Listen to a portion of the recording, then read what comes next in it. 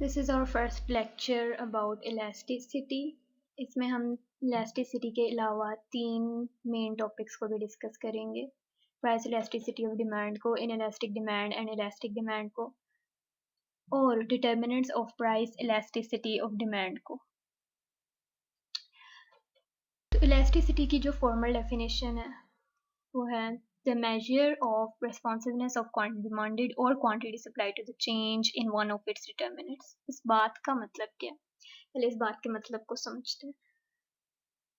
Determinants होते हैं quantity demanded और क्वांटिटी सप्लाइड के। क्या क्या हो सकते हैं? प्राइस हो सकती है, इनकम हो सकती है, इनके अलावा भी और होते हैं, लेकिन फोर से हम प्राइस ले लेते हैं। तो प्राइस में कोई चेंज आए, प्राइस में चेंज क्या हो सकता है? बढ़ना प्राइस का या घटना प्राइस का, ज़्यादा होना या कम होना। तो इस चेंज की वजह से जो क्वांटिटी डिमांडेड या क्वांटिटी सप्लाइड जो है उसमें क्या चेंज आएगा, कितना चेंज आएगा, उस चेंज को मेजर करते हैं और उसका जो साइज आता है, वो जो साइज है, उस चेंज का जो साइज है वो इलास्टिसिटी कहलाता है। नेक्स्ट जो टॉपिक हमने पढ़ना है वो है प्राइस इलास्टिसिटी ऑफ डिमांड। इसकी डेफिनेशन है the measure of responsiveness of change in quantity demanded of a good due to the change in price. यानी इसके नाम से ही पता लग रहा है, किसी भी चीज़, कोई भी गुड या सर्विस जो है आपके पास, उसकी प्राइस में चेंज जो आ रहा है, तो प्राइस में जो चेंज आ रहा है उसकी वजह से उस चीज़ की डिमांड में क्या चेंज आ रहा है। तो उसको जब आप मेजर करके उसका जो साइज मेजर करोगे उसे आप इलास्टिसिटी बोलोगे। इसकी टाइप्स पढ़ेंगे तो टाइप्स की हैं दो, एक इलास्टिक डिमांड और दूसरी इनइलास्टिक डिमांड। इन्हें डिटेल में डिस्कस करते हैं। इनके पहले हम ग्राफ्स को पढ़ेंगे। तो पढ़ेंगे types of price elasticity of demand curve के बारे में। पहले हमें पता होना चाहिए कि इलास्टिक डिमांड का क्या मतलब है। इलास्टिक डिमांड का इलास्टिक होने का मतलब ये है कि अगर प्राइस में कोई चेंज आता है तो उसकी वजह से क्वांटिटी डिमांडेड में सब्सटेंशियल चेंज आएगा। यानी ज़रा सा प्राइस में चेंज आता है तो काफ़ी ज़्यादा उसके हिसाब से डिमांड में चेंज आएगा किसी भी प्रोडक्ट के, किसी भी गुड या सर्विस के। इसका जो कर्व होता है वो फ्लैटर कर्व होता है, और इसकी जो फ्लैटर कर्व होने का मतलब ये है कि हॉरिजॉन्टल ज़्यादा होगा, यानी कि झुकाव उसमें ज़्यादा होगा। इसकी इमेज आप स्क्रीन पे देख सकते हैं। जो नेक्स्ट है वो इनइलास्टिक डिमांड है। इनइलास्टिक डिमांड का मतलब ये होता है कि कोई भी गुड या सर्विस जो है वो इनइलास्टिक तब होती है उसकी डिमांड जब प्राइस में कोई चेंज आए, चाहे कम या ज़्यादा चेंज आए, लेकिन जो डिमांड है उस गुड की या सर्विस की जो है उसमें चेंज ना होने के बराबर आता है, बहुत कम चेंज आता है उसकी क्वांटिटी डिमांडेड में। तो इसकी जो कर्व होता है वो स्टीपर कर्व होता है। स्टीपर का मतलब ये है कि उसमें झुकाव कम होता है, यानी ज़्यादा वर्टिकल आपको नज़र आएगा, ज़्यादा हॉरिजॉन्टल नहीं, लेटा हुआ नहीं होगा। You can see the image on the screen.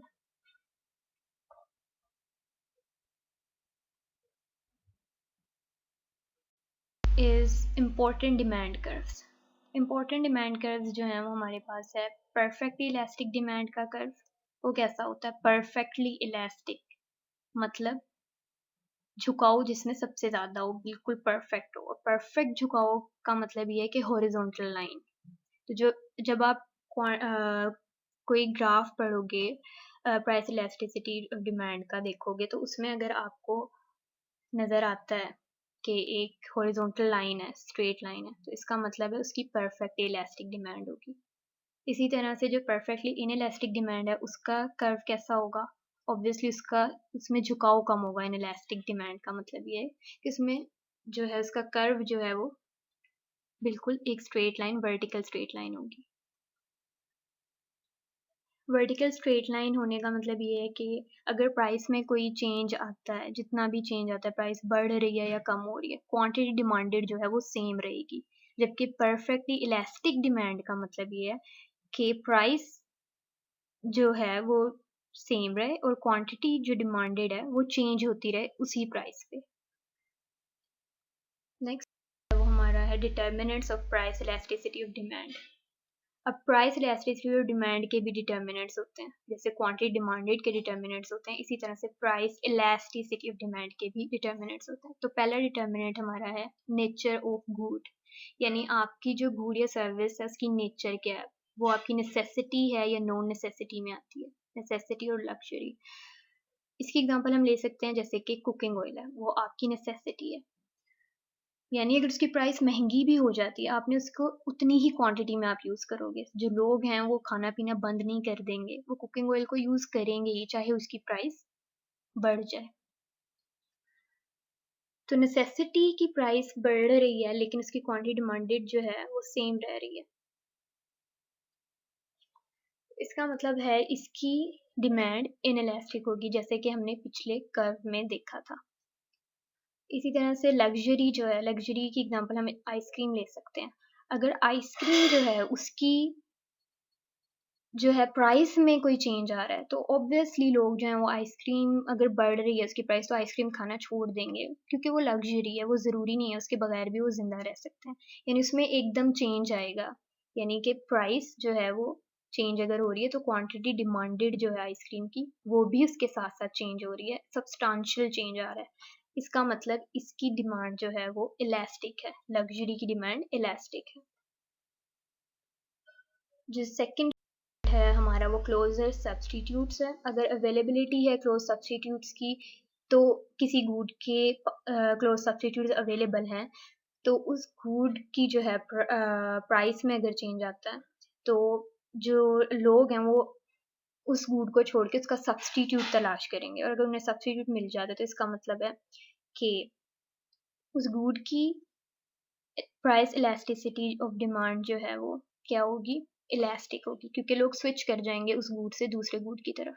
जैसे कि कुकिंग ऑयल है और घी की एग्जांपल है, अगर आपका कुकिंग ऑयल महंगा हो गया तो आपको पता है घी आप यूज़ कर सकते हो उसकी जगह पे, तो इसलिए कुकिंग ऑयल की जो डिमांड है वो इलास्टिक होगी, यानी कि अगर प्राइस में कोई चेंज आ रहा है तो उसके साथ साथ क्वांटिटी डिमांडेड में भी अच्छा खासा चेंज आएगा। नेक्स्ट हमारे पास है मार्केट डेफिनेशन, यानी मार्केट्स को भी डिफाइन कैसे किया जाता है। दो तरह की मार्केट्स होती हैं, narrowly defined and broadly defined markets. तो नैरोली डिफाइंड मार्केट में आप किसी एक गुड को स्टडी करते हो, जैसे कि आप ले सकते हो ice cream, market of ice cream example हो सकती है।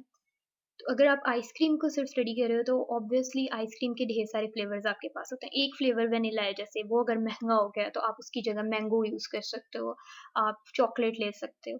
तो इसका मतलब जो नैरोली डिफाइंड मार्केट है उसमें क्लोजर सब्स्टिट्यूट्स अवेलेबल होते हैं, तो इसलिए इसकी डिमांड इलास्टिक है, यानी कि प्राइस में जो चेंज आ रहा है उसकी वजह से क्वांटिटी डिमांडेड में काफ़ी ज़्यादा चेंज आ रहा है। यानी वेनिला को ही अगर हम डिस्कस कर रहे हैं तो वेनिला पहले लोग खाते थे ज़्यादा क्योंकि उसकी प्राइस जो थी वो ठीक थी, लेकिन जैसे ही प्राइस बढ़ी तो लोगों ने वेनिला यूज़ करना छोड़ दी, उसकी जगह उन्होंने चॉकलेट या मैंगो वगैरह खाना शुरू कर दिया, यानी उसकी क्वांटिटी डिमांडेड में एकदम चेंज आया, कम हो गई, घट गई इसकी क्वांटिटी डिमांडेड।